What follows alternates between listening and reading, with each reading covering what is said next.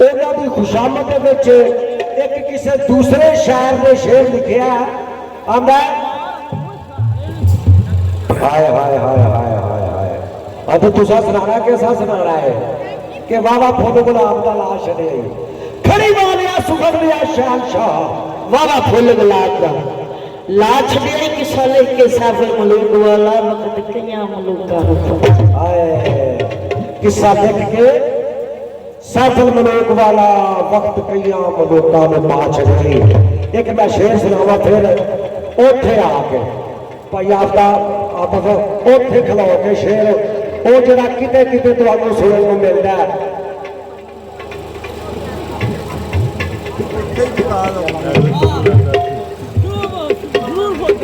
आलो जी आलो लो जी साडे बांसुरी वाले अल्लाह ने जिंदगी तंदुरुस्ती देन ये इन्हां दियां मुहब्बतां ने समुंदरी फैसलाबाद उथों इन्ना सफर करके ते साडे कोल गुजरा वाले आउंदे ने ते गाउण वाले या पार्टियां फैसलाबाद विच भी बड़ियां ने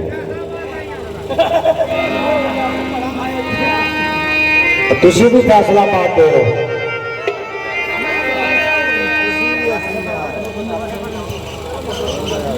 अगों किसी को दसना साधु दरवेश हर थां पे ही होता है ठीक है एक शेर याद आया कि एक दरख्त के थले दो सज्जना ने मिलना लगिया जरा बैजा इतने बैजा जरा इतने बैजा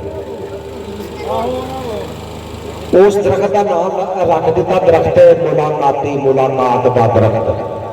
कोई उन्होंने मसला बन गया रिंजगी हो गई बेचांदी हो गई उस दरख्त के थले जाना छड़ दिता एक दिल में आई चल उस दरख्त को मिल गया भाई आप शेर नहीं सुनना कि मैदान ही देखना हुण भी नहीं यार इतने आके इधर जरा के जो असी उठ के आए हैं असी शेर सुनाने वास्ते उठ के आए हैं असी मैदान तो बहते ही रहीदा ना भी पक जाए फिर भी बहते ही रहीदा उस दरख्त के थले ने जाना छड़ दिता एक दिन कितने दिल में बात आई चल यार अज उस दरख्त को पूछ लिया जाके तो जाके दरख्त को आंदा बड़ा प्यारा शेर है ये शेर कम अज कम अज तो 30 साल पहला एक ना एवेकेशन साडे ढाई चढ़ी उतों फिर शेर असा सुनिया उस तो बाद असी कदी किते पढ़ते हैं शेर जिवें अज कदी किते आम नहीं मिलेगा एक जाके उस दरख्त के थले जाके आंदा ए रुख मुलाकाती एक गल पूछना ए रुख मुलाकाती एक गल पूछना सच्ची दस हाँ रब दे नाम दे असी जिदन दे दोवें विछड़े आ कदी वो भी आया तेरी छां ते अगू हुसड़ के शजर जवाब दिता एवें रोलदा ओदियां राह ते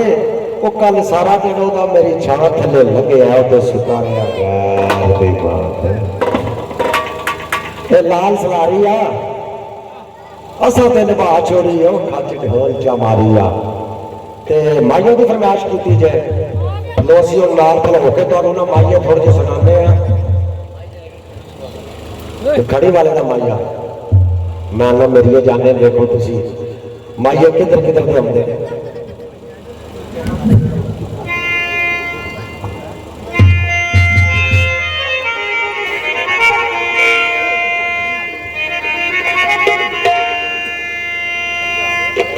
हेलो हेलो